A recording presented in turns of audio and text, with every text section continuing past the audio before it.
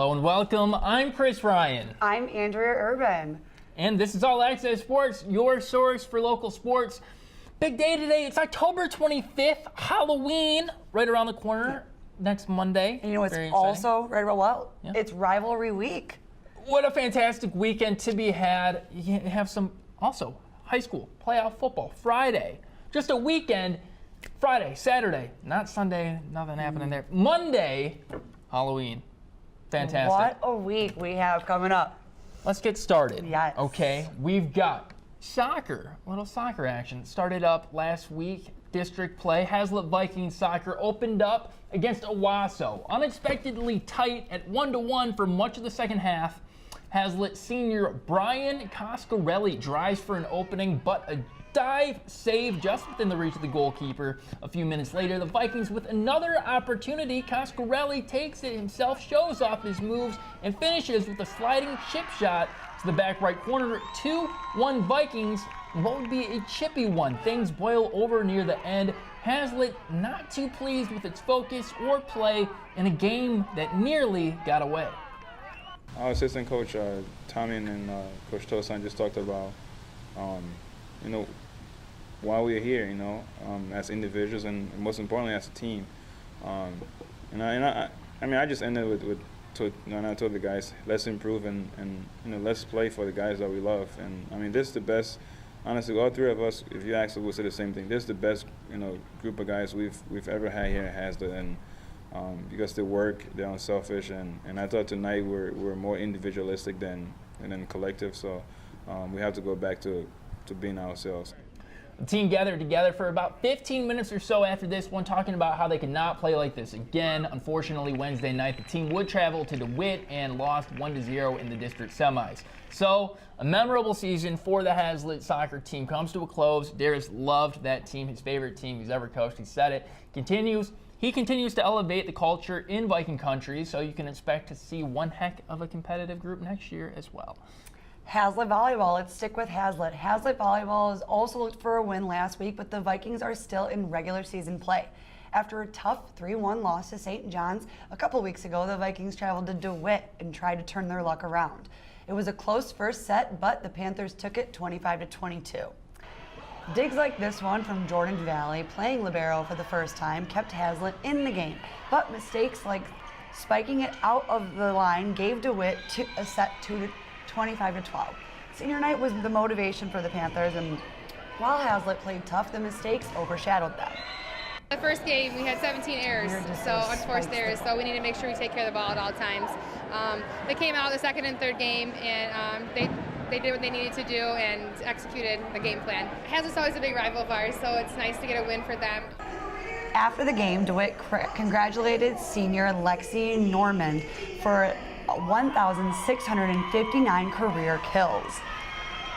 Hazlitt and DeWitt both still have another week of regular season before they hit district playoffs. Okay, very exciting there. And then soccer districts, we talked about it before with Hazlitt kicked off. Okemos doing pretty well. They wanted to redeem themselves after losing the CAAC Gold Cup to East Lansing.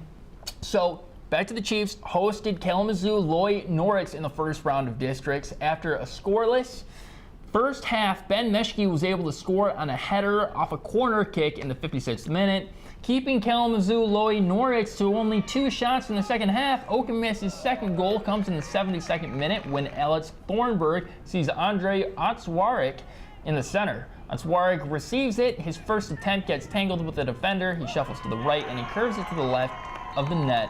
That would be the final goal of the game, advancing Okemos to the next game in the districts. I thought we played pretty well. We just kind of find a way to be able to find the net a little bit easier. But, anytime you can win and you keep going on, then that's a good thing. I thought the seniors played pretty well today, and that's what you need at this time of the year. The Chiefs could have capitalized a few more times, but couldn't finish either with this huge defense by Loy Norris' goalie, or in this pass to Hondo Arana, who lefties it with one touch that goes just wide right of the goal. Not much celebration happening because the Chiefs know what they still had to do to focus on the next round. Last week, it was the Okemos Volleyball team it was their chance to show their support for breast cancer awareness. We love that. Both the Chiefs and the Lansing Eastern Quakers wore pink in their CAAC Blue tournament opener. The last 2 times the Chiefs played at home, they swept Lansing Everett and East Lansing. The luck continue in the O-Zone. Chiefs libero Catherine Irwin serves most of the first set and tallies up points with aces, keeping the Quakers at 4 points. Natalie Thom sets it up for Sage Banelstein, who kills it 25-4 Chiefs. Maggie Francis serves to close out set 2. Jaleesa Jones receives it, but Haley Hall is unable to put it over the net. 25-9 Okemos. So it was really important to get this win and get it in an authoritative way, which I thought we did. I thought we did a really nice job of serving tough. Eastern is not a bad team. You know, their fundamentals have improved a lot, but we had them off balance for most of the match. A 3-0 sweep was complete when Francis kept it low to Jayla Jones. Instead of killing it, Sydney Fountain passes it over. The Quakers try to receive it, but can't complete the pass. 25-13, they continue their quest for a league title on Thursday. Staying home in Okemos for some more volleyball. The Lady Chieftains are hosting their neighbors, the East Lansing Trojans. Okemos up, Shania Miller with the serve to the right back. EL's Allie Bradley passes to the outside hitter, but she's blocked and set back up. The Trojans recover and they toss it back over the net. Now the back set to Catherine, and she kills it. Now Okemos is favored in this game, but East Lansing fires back by blocking Deloy in this one. Match 1, game point for Okemos. Natalie Thom serves, and East Lansing can't set up the ball, but they freed the ball back over the net, and senior Ryan Castle with the pass here. Far back set to Miller, and she puts the ball away. Game 1 belongs to Okemos. On to game 2. Okemos is on the other side of the net now. The setter pushes the ball back to Sage Valentine. But East Lansing has got it, and Kalani Bailey swings, and she's got the kill for the Trojans. The Chieftains would go on to win this.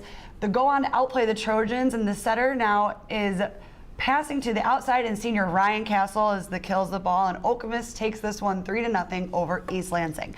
Quite the powerhouse of a team, am I right, Chris? No doubt about it, led by Ryan Castle, the senior. We know she won High School Player of the Week. Big time player right there. This Okemos volleyball team should have no problems in district playoffs coming around in the corner next week, literally around the corner.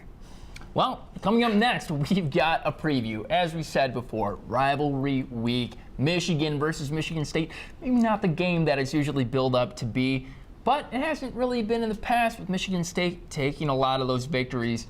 Could see a change when we come back to All Access Sports.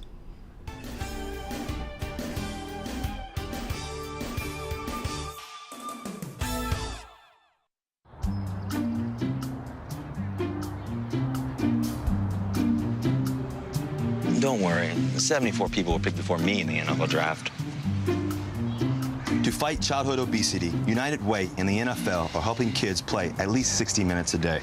Okay, time for the team obstacle course. Yay! What this place needs is more healthy kids. To get involved or donate, go to unitedway.org/play60. Now I get it. You may know about what's happened worldwide, but you might not know what's happening in your community. Connect with HOMTV on multiple social media platforms. Go to HOMTV.net to view our 24-hour live stream. Follow us on Facebook and Twitter to receive the first-hand news updates. HOMTV, Flickr, and Instagram provides high-quality photos while also showing what we do behind the scenes. Just connect with us. Hazlet, Okemos, Meridian Township, HOMTV. Morning, Gary. We are GetSchooled.com. You want a college education, don't you? You know you do. That's why we're here. We're free and here to guide you through every step of the way, starting with attendance. Gary, financial aid forms.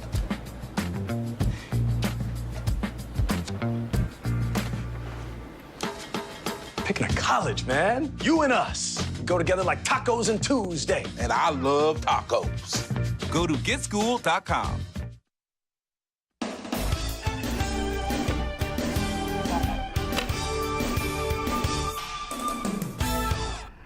Welcome back. So big week. Michigan versus Michigan State rivalry week in East Lansing. The Spartans, possibly the worst squad of our lifetime. I think so. dropping 5 in a row most recently, and a 28-17 loss to Maryland last weekend. Michigan, meanwhile, they are in the fast lane to the Big Ten title and are pulling over for no one, throttling each Big Ten opponent that they faced so far. Chris, do you see any chance for the Spartans to make this even competitive? No, I don't, but we'll try to outline a few scenarios. They're gonna, looks like Lewerke probably playing quarterback. He's been there the last couple of weeks, hasn't really been able to get it done against Maryland, only 17 points. Here's a couple stats for you that explain why this game, although rivalry week, you can throw the records out like Kirk Cousins said, I don't know. Points for Michigan State, 110th this year. There's 120, or so Division I teams. Points allowed, they're 80th.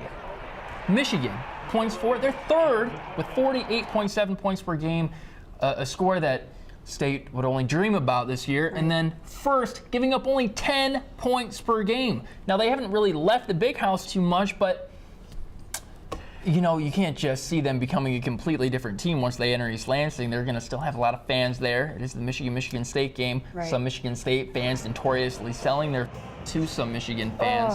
Could be a little more yellow in the stands than usual. And earlier this week, Michigan was favored over Michigan State by 18 points, and just yesterday they upped that to 23 points. So as we go throughout the week, I think all analysts and viewers and fans are slowly and surely starting to doubt these Michigan State Spartans, even with this freshman quarterback who seems to be bringing the Spartans a little bit more than O'Connor and Terry. But all we can hope for, or just the Spartans don't get absolutely. Well, more of them also becoming more confident in Michigan, because you see Ohio State lose to a team that Michigan pummeled in Penn State. Ohio State loses to them 24-21. Yes. Michigan beat Penn State by 39 points. So everyone kind of looking at Michigan as that top team in the Big Ten, maybe one of the teams that can challenge Alabama. Yes. They are ranked 2 now. They did get 1 vote as the number 1 spot in the AP poll. So Michigan obviously looked at as a powerhouse now. Maybe that team that could beat Alabama. Michigan State couldn't do it last year. Could Michigan do it this year? We don't know. Right, we don't know. And that's the thing is with a team like Michigan coached by Jim Harbaugh, with a team like Alabama coached by Nick Saban, you need those guys to face each other because they're the only ones who really will challenge each other. So on that note, I'm excited for Michigan to keep its rise, because seeing these two match up will be quite the game if they do. But here's the thing also. While Michigan hasn't left home so often, defense travels. And they've got Jabril Peppers. They've got Lewis at corner. They've got players all around. Gary in the middle. Peppers, what a player, might I add. What a player. Yeah, he's projected to be a top 10 pick right now. Malik McDowell, think could be in that top 5, top 10 as well, but you haven't seen the same effort each week out of him. Right, if he keeps getting thrown out of games, I don't know what else we're really going to see. Riley Bulla gets ejected last week. What was that? You're going to need those guys. Yeah, we are. They're leaders. They're leaders that Michigan State is losing because of mistakes that they can't hold back, their personal mistakes that they can't hold back. And the fact that you've got a redshirt freshman in there, maybe if you had Tyler O'Connor in there, he's played in big games, he's played on the road in the biggest of games, but having a redshirt freshman in there, Bryant Lewerke, don't love it. You do like his speed. He showed off some speed against Maryland, but will that translate into points? Key is not turning the ball over, because if they do, the game's going to be over the first 5 minutes. It's going to be done. So let's check out some local upcoming games. But first, I want to hear your prediction on this one, because this is I don't a big game. Do it. I'm gonna give a score. I'm gonna say 49-7. Pat Caputo, a personality in Detroit, he said if the spread were to be 40 points, that wouldn't be enough. He'd take Michigan, and he went to Michigan State. A lot of people just seeing this as a blowout. Do you think that they can make it competitive, the Spartans? I do not think. Yeah. I will be at this game, and I am very worried just for the Spartans' reputation. It is slowly crumbling this season, and we know that, but this could make it just so much worse, because Michigan is quite the powerhouse this year. Right. I don't think it will be competitive. My hope is that it will be, but I don't think it will be, and I don't want to give a score prediction because I think it's going to be something unnecessary. Yeah, well, I mean, when you think of the way it ended last year, it couldn't have ended in a more serious, dramatic way for Harbaugh to just want to come back and run up the score. I think this is going to be payback for all of those years that we've seen in this past decade where Michigan State's taken it to Michigan. So, again, 49-7 could be generous. We could see something like 70-0. I mean, who knows what can happen, really. Good news, the Spartans team, it's not going to get worse next year. They're all young, a lot of freshmen, a lot of sophomores, a lot of red shirts being burned. True. Getting some experience. We got wide receivers like Cam Chambers coming up. We got other quarterbacks like DeWeaver coming up. We have there is a lot of hope for the Michigan State Spartans. This season, on the other hand. This season, we don't know. So, again, Michigan State 2-5, Michigan 7-0. My prediction, we'll put it in 49-7 Michigan. See what happens. See if there are any green and white fans in there by the second half. Yeah. Hopefully that doesn't become another issue because the attendance, Dantonio wants his fans in there. This is a memo to all you Spartan fans. Stay in your seats no matter how painful it is. That's a direct order from Mark Hollis and Dantonio, I believe. I think that's what they'd want me to say. Anyway, upcoming games. Coming up this week, we've got a few games for you. Of course, the Michigan and Michigan State game will be Saturday, but before then, tonight, Tuesday, October 25th at 6 o'clock, we've got Okemos Volleyball at Holt for the CAAC Finals. That's huge. And then Okemos Soccer versus East Kentwood at Holt tonight, October 25th at 6:30 p.m. And this Friday, we got East Lansing football at DeWitt, some playoff football, October 28th at 7 p.m. It's very exciting. Two of the best teams in the area with the top seed in their region. So, could be tough for East Lansing. DeWitt's been a powerhouse all year. Yes. Yes. Anyway, that's all for this edition of All Access Sports. I'm Chris Ryan. I'm Andrea Urban, but do not forget to follow us online at HOMTV.net on Facebook and Twitter. Chris, what's your Twitter?